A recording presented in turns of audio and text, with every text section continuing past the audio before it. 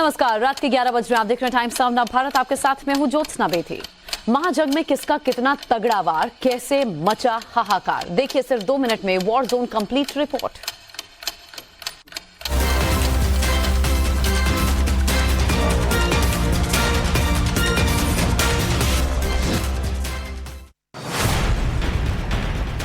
महाजंग में रूस का यूक्रेन पर हमला और तेज हो गया है। रूसी सैनिक स्पेशल मिलिट्री ऑपरेशन के लिए सेल्फ प्रोपेल्ड मोर्टार का इस्तेमाल कर रहे हैं। रूसी सेना यूक्रेन को घेरने के लिए माइंस का इस्तेमाल कर रही है, तो रूस के बिछाए माइंस को यूक्रेनी सैनिक तबाह कर रहे हैं। एंटी टैंक माइंस की मदद से कई धमाके किए हैं।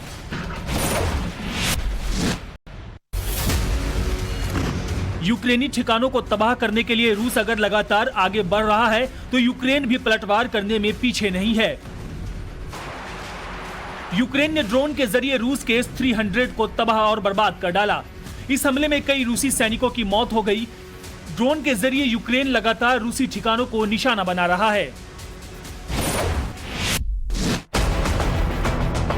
महाजंग में रूसी सैनिक अगर स्पेशल ऑपरेशन को अंजाम देने में जुटे हैं, बर्फीली वादियों में सैनिक युद्ध अभ्यास कर रहे हैं, तो यूक्रेन भी पीछे नहीं है। वो अपने सैनिकों को एयर डिफेंस की ट्रेनिंग दे रहा है ताकि एयर डिफेंस को और मजबूत किया जा सके। इधर ब्रिटिश रक्षा मंत्रालय ने यूक्रेन को शैडो क्रूज मिसाइल देने का ऐलान किया है।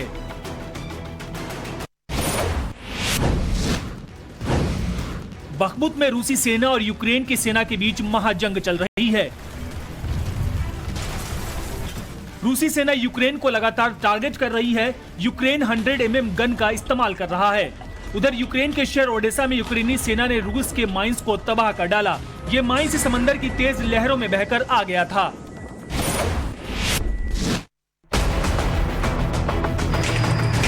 महाजंग के बीच यूक्रेन के कई इलाके पूरी तरह से तबाह और बर्बाद हो चुके हैं। तबाही मचाने के बाद रूसी सेना कई गांवों से पीछे हट गई है। रूस के सैनिकों के जाने के बाद गांव की तबाही का वीडियो सामने आया है। इस बीच रूसी सैनिकों पर यूक्रेनी सैनिक टैंक से गोले दागते दिखे। मलेशिया में लैंडस्लाइड से भारी तबाही हुई, कईयों की जान चली गई। सिर्फ 2 मिनट में आप देखिए दुनिया की बड़ी खबरें।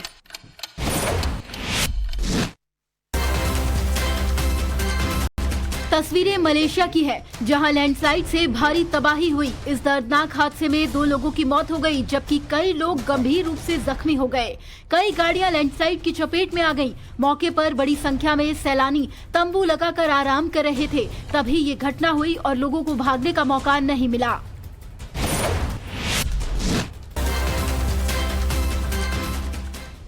फ्रांस के लियोन शहर के बाहरी इलाके में एक अपार्टमेंट में आग लगने से 5 बच्चों समेत 10 लोगों की झुलसकर मौत हो गई, जबकि इस घटना में 14 लोग जख्मी हुए हैं, जिनमें 4 की हालत गंभीर है।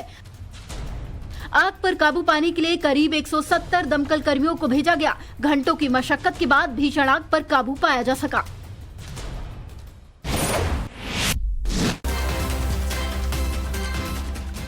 पेरू की राजधानी लीमा में हिंसक प्रदर्शन शुरू हो गया है, जिसमें 7 लोगों की मौत हो गई। दरअसल राष्ट्रपति पेड्रो कैस्ट्रो को पद से हटाए जाने के बाद उनके समर्थक उग्र हो गए। उनके समर्थकों ने जमकर बवाल मचाया। पुलिस और समर्थकों में झड़प भी हुई। इसके बाद पुलिस ने आंसू गैस के गोले छोड़े।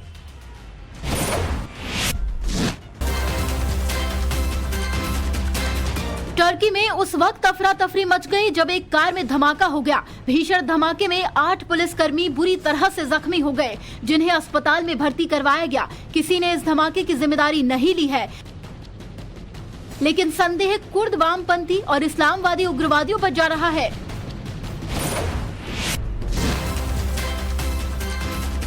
इन दिनों अमेरिका में भीषण तूफान से हाल बेहाल है। मिसिसिपी स्टॉर्म के बाद ये तस्वीरें ड्रोन से बनाई गई हैं, जिसमें चारों तरफ तबाही और बर्बादी ही नजर आ रही है। भीषण बवंडर से टेक्सास और फ्लोरिडा तक लोगों में हाहाकार मचा हुआ है। दक्षिणी इलाकों में कम से कम 3 लोगों की मौत भी हुई।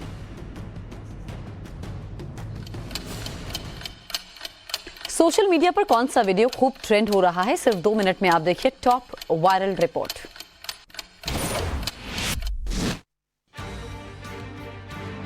ज्यादातर लोग अपने 2 या 4 व्हीलर खरीद कर मंदिर पहुंचते हैं, पूजा पाठ कराते हैं, लेकिन वायरल वीडियो में कुछ भी आम नहीं है। तेलंगाना के एक बिजनेसमैन बोइनपल्ली श्रीनिवास राव इस परंपरा को एक नए स्तर पर ले गए हैं। उन्होंने हेलीकॉप्टर खरीदा तो पूजा कराने के लिए मंदिर पहुंचे। वीडियो में दिख रहे ACH-135 हेलीकॉप्टर की कीमत 47 करोड़ से ज्यादा है। झारखंड के जमशेदपुर जिले से ये ऐसा ही वीडियो तेजी से वायरल हो रहा है, जिसमें कुछ मनचले स्कूटी से आ रही महिला को छेड़ रहे थे। फिर जो हुआ वो आपके सामने है। महिला ने एक शख्स को पकड़कर बीच सड़क पर ही सबक सिखा दिया। गुस्साई महिला ने आओ देखा ना ताओ और युवक पर दनादन हेलमेट बरसाने शुरू कर दिए। अयोध्या में श्री राम जन्मभूमि सुरक्षा ड्यूटी में तैनात 4 महिला सिपाहियों का रील सॉन्ग पतली कमरिया पर डांस करते हुए वीडियो वायरल हुआ तो लाइन हाजिर का आदेश दिया गया। वीडियो में 3 महिला पुलिसकर्मी दिखाई दे रही हैं, जबकि चौथी महिला कांस्टेबल वीडियो बना रही है।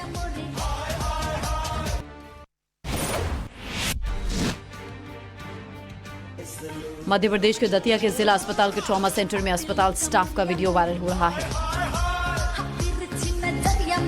वार्ड बॉय गाने पर नाचते और रील बनाते हुए दिखाई दे रहे हैं। वीडियो के वायरल होने के बाद अब देखना होगा इन अस्पताल कर्मचारियों के ड्यूटी पर रील्स के लिए डांस करने पर क्या कार्रवाई की जाती है।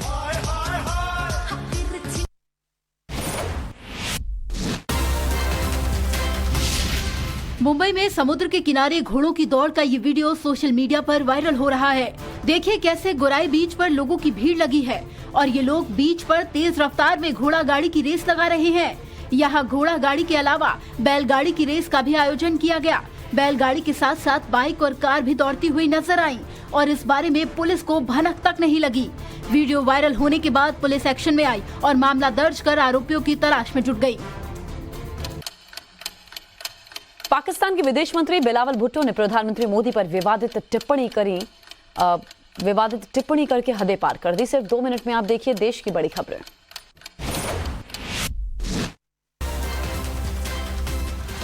पाकिस्तान के विदेश मंत्री बिलावल भुट्टो ने हदें पार कर दी। पीएम मोदी पर विवादित बयान दिया तो राजधानी दिल्ली में पाक दूतावास के बाहर बीजेपी समर्थकों ने प्रदर्शन किया। इस प्रदर्शन में बीजेपी नेता तेजस्वी सूर्या भी शामिल हुए। इससे पहले न्यूयॉर्क में अपनी हदें पार करते हुए बिलावल भुट्टो ने कहा कि प्रधानमंत्री मोदी और विदेश मंत्री भारत के नहीं बल्कि आरएसएस के प्रधानमंत्री और विदेश मंत्री हैं।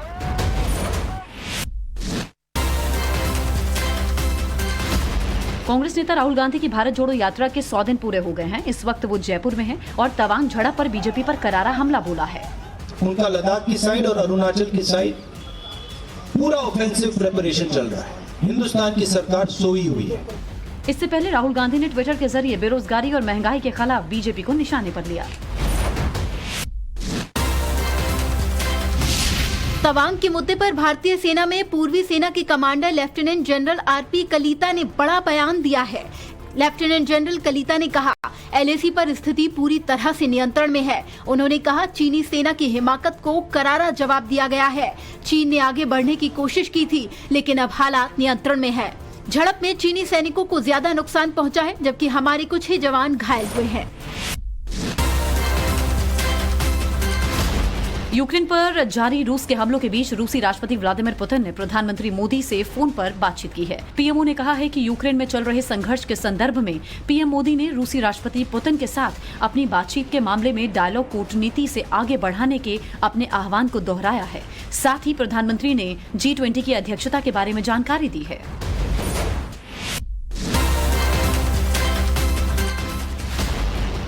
सीबीआई ने भगोड़े मेहुल चौकसी पर शिकंजा और कस दिया है और चौकसी के खिलाफ 2 नई FIR दर्ज की हैं।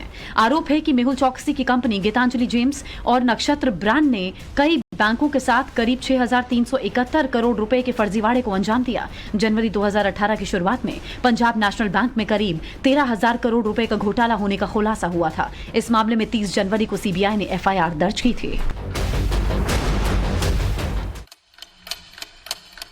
वहीं फिल्म पठान पर कब थमेगा बवाल, देखिए 2 मिनट में एंटरटेनमेंट का फुल डोज।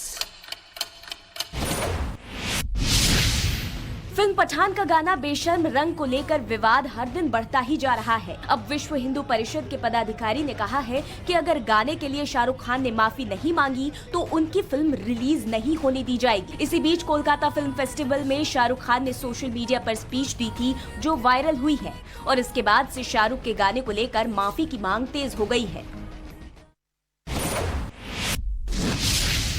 पठान फिल्म के बेशर्म रंग गाने से जिस सीन पर बवाल मचा हुआ है, उसी सीन में शाहरुख खान का जो लुक दिखाया गया है वो करोड़ों का है। गाने में शाहरुख खान ने 8 लाख की शर्ट पहनी है। शाहरुख खान ने व्हाइट कलर की D² 2 basket mid top sneakers पहने हुए हैं। शाहरुख खान ने जो सनग्लासेस पहने हैं उसकी कीमत 41,210 रुपए है।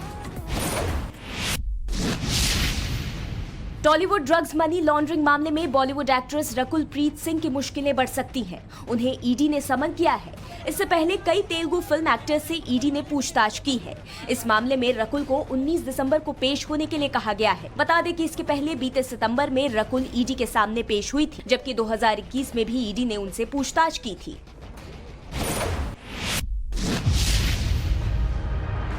अवतार द वे ऑफ वाटर यानी अवतार 2 बॉक्स ऑफिस पर छप्पड़ फाड़ कमाई करने को उतर चुकी है। हॉलीवुड के शानदार डायरेक्टर जेम्स कैमरन के डायरेक्शन में बनी इस मूवी के शुरुआती दिन पर ही फैंस बेशुमार प्यार दिखा रहे हैं। ये मूवी बॉक्स ऑफिस पर कई रिकॉर्ड्स ब्रेक करेगी और इसका सबूत इस फिल्म के एडवांस बुकिंग के ट्रेंड से साफ तौर पर मिल रहा है। साउथ सिनेमा की 2 ब्लॉकबस्टर फिल्म KGF 2 और कांतारा को फैंस के जरिए काफी सराहा गया। यूं तो कन्नड़ सुपरस्टार यश ने KGF के बाद अपनी किसी फिल्म का ऐलान नहीं किया है, लेकिन अब खबर आ रही है कि यश ने कांतारा के डायरेक्टर ऋषभ शेट्टी संग हाथ मिलाया है और दोनों अपने अपकमिंग प्रोजेक्ट से बॉक्स ऑफिस को हिलाने आ रहे हैं।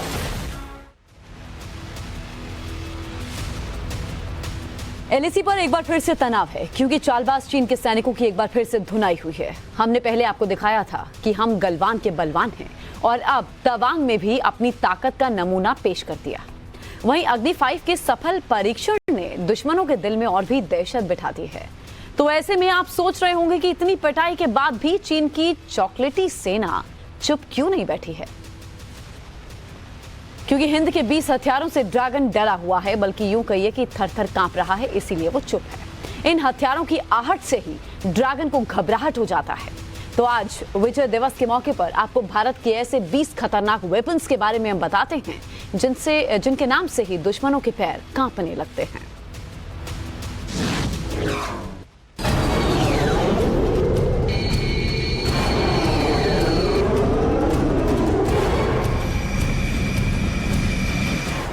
सीना है फौलादी हमारा, सांसों में तूफान रखते हैं।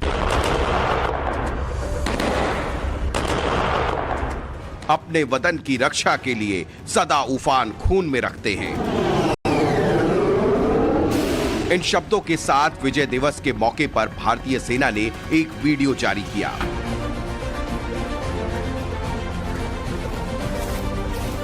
दरअसल 16 दिसंबर 1971 का वो दिन था जब पाकिस्तान के सेना प्रमुख जनरल नियाजी ने भारत के सामने घुटने टेक दिए थे और इस ऐतिहासिक दिन को भारत विजय दिवस के रूप में हर साल मनाता है। लेकिन सोचिए, क्या आज के भारत के सामने दुश्मन टिक पाएगा? क्योंकि भारत के पास अब एक से बढ़कर एक हथियार है। राफेल लड़ाकू विमानों की तमाम खासियतों की वजह से दुश्मन चीन हो, पाकिस्तान हो या कोई और, बुरी तरह घबराया हुआ है।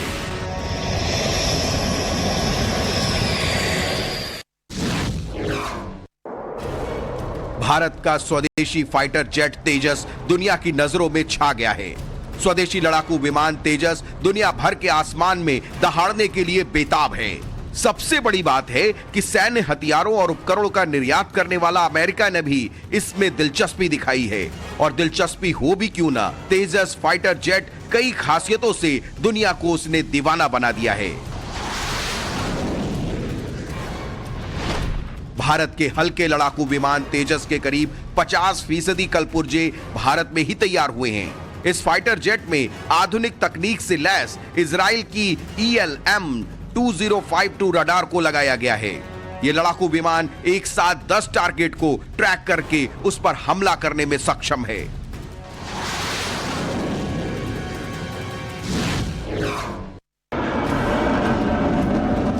रूस भारत की दोस्ती दुनिया के लिए मिसाल है और युद्ध से घिरने के बावजूद भारत रूस के बीच व्यापार में कोई रुकावट नहीं आई है।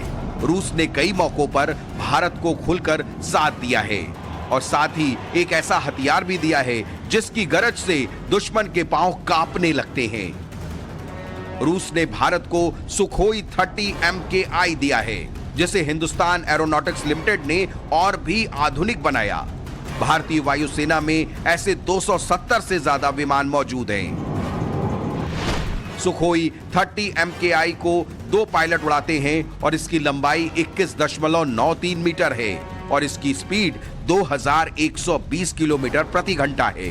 युद्ध के दौरान ये पूरे हथियार के साथ 3000 किलोमीटर तक लगातार उड़ान भर सकता है। अपाचे हेलीकॉप्टर, बस नाम ही काफी है दुश्मनों में खौफ भरने के लिए।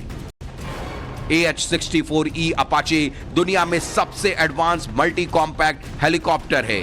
इसमें high quality night vision system है जिससे दुश्मन को अंधेरे में भी ढूंढा जा सकेगा। इस हेलीकॉप्टर की खासियत यह है कि अपाचे हेलीकॉप्टर मिसाइल से लैस है और 1 मिनट में 128 लक्ष्यों पर निशाना लगा सकता है। इसमें भारी मात्रा में हथियार ले जाने की क्षमता है और करीब 290 किलोमीटर प्रति घंटा की रफ्तार से उड़ान भर सकता है। दुनिया के सबसे मोस्ट वांटेड आतंकी ओसामा बिन लादेन को मारने वाला चिनूक हेलीकॉप्टर भी भारतीय वायुसेना का हिस्सा है। इस हेलीकॉप्टर की खासियत यह है कि यह रात में भी उड़ान भरने में सक्षम है और इसे किसी भी मौसम में इस्तेमाल किया जा सकता है। इस हेलीकॉप्टर को अमेरिकी कंपनी बोइंग ने बनाया है। इसके अलावा मल्टी मिशन क्लास का हेलीकॉप्टर है ये। 9.6 वजन उठाने में सक्षम है। तोप और बख्तरबंद गाड़ियां ले आने और ले जाने में सक्षम है ये। भारतीय वायुसेना में चिनूक हेलीकॉप्टर्स का इस्तेमाल जारी है, जिसे देखकर दुश्मन के दिल में दहशत जरूर है। तवांग सेक्टर में चीन के सैनिकों के बीच हुई झड़प के बाद से बढ़े तनाव के बीच भारत ने जमीन से जमीन पर मार करने वाली क्षमता वाली परमाणु क्षमता से लैस बैलिस्टिक मिसाइल अग्नि 5 का नाइट ट्रायल भी कर लिया है, जो कि पूरी तरह से सफल रहा है। और इसके सफल परीक्षण के बाद चीन पाकिस्तान का डरना लाजमी है, क्योंकि 5000 किलोमीटर तक मारक क्षमता रखने वाली अग्नि 5 मिसाइल बीजिंग, शंघाई, ग्वांगझाओ और हांगकांग समेत पूरी चीन को निशाना बनाने में सक्षम है। भारत अगर इस मिसाइल को दागता है तो वो पूरे एशिया, यूरोप का कुछ हिस्सा, यूक्रेन, रूस, जापान, इंडोनेशिया तक हमला कर सकता है। भारतीय सेना के बेड़े में ऐसे कई घातक हथियार शामिल हैं जिनसे दुश्मन थर्राते हैं। इसी तरह के हथियारों में एक बेहद घातक हथियार ब्रह्मोस मिसाइल है। इस मिसाइल को जमीन, वायु और समुद्र सभी जगहों से टेस्ट किया जा चुका है। मीडियम रेंज वाली सुपरसोनिक क्रूज मिसाइल को अब फाइटर जेट, जमीन और पनडुब्बी से भी लॉन्च किया जा सकता है। इस मिसाइल को विश्व का सबसे तेज और बेहद घातक मिसाइलों में शामिल किया जाता है। आकाश मिसाइल भारत में बनी हवा में मार करने वाली मिसाइल है। इसे जमीन पर किसी भी वाहन या स्थायी जगह से दागा जा सकता है। आकाश मिसाइल में अब तक कुल 2 मिसाइलें थीं। अब आकाश प्राइम इस कैटेगरी की तीसरी अहम मिसाइल बन गई है। यह मिसाइल हवा में किसी भी तरह के एयरक्राफ्ट को नष्ट करने में सक्षम है। आकाश मिसाइल की रेंज 30 किलोमीटर तक है और ये एक बार में 60 किलोग्राम तक लोड कैरी कर सकती है। यह खुद टारगेट को पहचान कर तबाह करने में सक्षम है। खुद भी सेंसर्स के जरिए ड्रोन से लेकर फाइटर जेट्स को भी निशाना बना सकती है। साफ है, अगर कोई भी दुश्मन भारत की सीमा में घुसपैठ की कोशिश करता है तो उसके लिए यह मिसाइल काल साबित होगी। भगवान शिव के धनुष के नाम पर रखे गए रॉकेट लॉन्चर पिनाका 70 किलोमीटर दूर तक दुश्मन के ठिकाने को नेस्ते नाबूद कर सकता है। यह लॉन्चर बेहद खराब मौसम में भी फायर करने में सक्षम है। Pinaka multi barrel rocket launcher system को डीआरडीओ ने तैयार किया है। करीब एक दशक पहले ही भारतीय सेना में शामिल पिनाका मिसाइल का अब एडवांस वर्जन तैयार किया गया है। इस रॉकेट लॉन्चर की खासियत है कि यह लॉन्चर 44 सेकंड में 72 रॉकेट दाग सकता है और इसको आसानी से एक जगह से दूसरी जगह पर ले जाया जा सकता है। पृथ्वी 2 मिसाइल यानी मौत और तबाही का दूसरा नाम। पृथ्वी 2 मिसाइल सिंगल स्टेज लिक्विड ईंधन वाली मिसाइल है जो अधिकतम 500 किलोग्राम वजनी हथियार ले जा सकता है। इसमें हाई लेवल के विस्फोटक, क्लस्टर बम, रासायनिक और टैक्टिकल परमाणु हथियार लगाए जा सकते हैं। इनमें से किसी भी हथियार को लगाकर पृथ्वी 2 मिसाइल को दुश्मन की तरफ मोड़ दो तो सिर्फ एहसास भर से ही दुश्मन के पांव और धरती दोनों ही हिल जाएंगे। भारत का भीष्म टैंक, जिसे दुनिया T-90 टैंक के नाम से जानती है, जब यह टैंक जमीन पर उतरता है तो दुश्मन थर्राने लगता है। इस अत्याधुनिक टैंक को रूस ने बनाया है। भीष्म टैंक को दुनिया के सर्वश्रेष्ठ टैंकों में गिना जाता है। कम ऊंचाई और बेहद मजबूत कवच की वजह से इस टैंक को नुकसान पहुंचाना आसान नहीं होता। इस टैंक की जान 125 मिलीमीटर की स्मूथ बोर गन है। T-90 टैंक से कई तरह के गोले और एंटी टैंक मिसाइल दागे जा सकते हैं।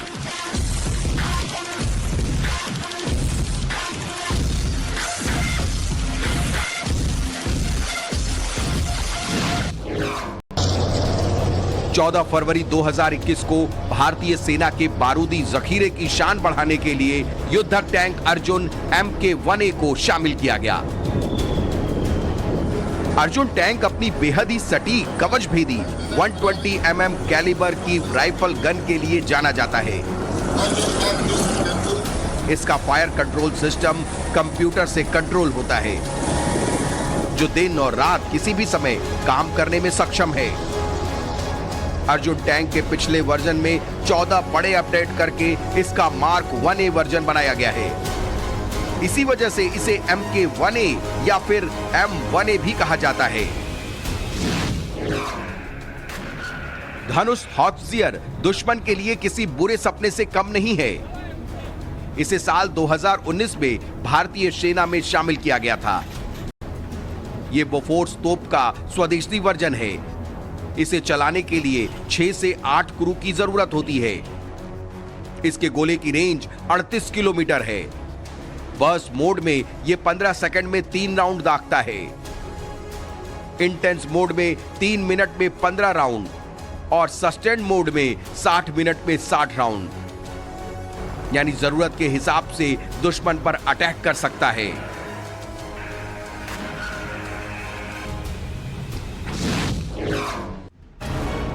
भारतीय सेना का तेजी से आधुनिकीकरण हो रहा है। कई साल तक INS-AS राइफलों के सहारे आतंकवादियों और दुश्मनों से मुकाबला करने के बाद अब उनके पास लेटेस्ट 6SAR 716 असॉल्ट राइफल है।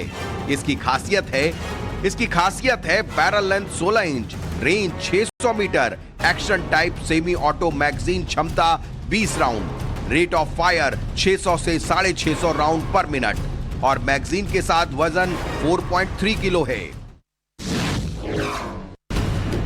भारतीय नौसेना को पहला स्वदेशी एयरक्राफ्ट कैरियर INS विक्रांत मिला, जिसके बाद भारत के दुश्मनों में खलबली मचना तय थी। और इसकी वाजिब वजह भी है क्योंकि भारत का INS विक्रांत है ही इतना ताकतवर। भारत में बना ये सबसे बड़ा युद्ध तोप है। इसमें 30 एयरक्राफ्ट रखने की क्षमता है, 15 डेक, मल्टी स्पेशलिटी अस्पताल, पूल।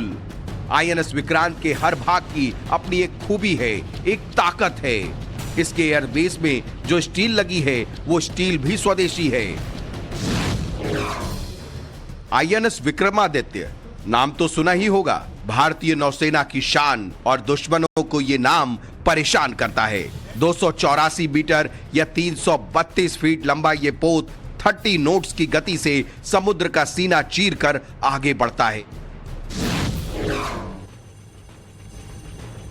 भारतीय वायुसेना के तरकश में अब एक और हाई टेक्नोलॉजी से लैस स्वदेशी तीर जुड़ने जा रहा है। जिसका नाम है INS मोरगुआओ। ये दुश्मन के लिए बेहद खतरनाक हथियार साबित होगा। मुंबई के मजगांव डॉकयार्ड पर बनाए गए INS मोरगुआओ में अनगिनत खूबियां हैं।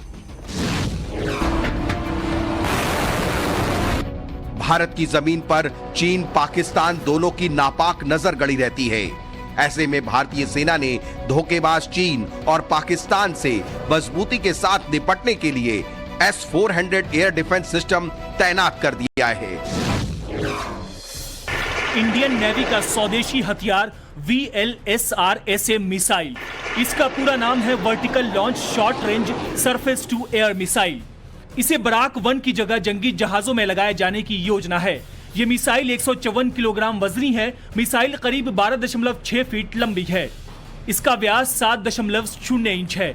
इसमें high explosive free fragmented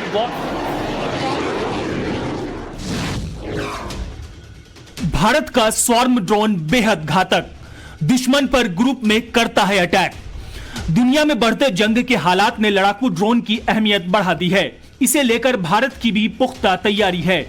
Bharat ने अपने स्वदेशी ड्रोन स्वार्म को और भी एडवांस और घातक बना दिया है।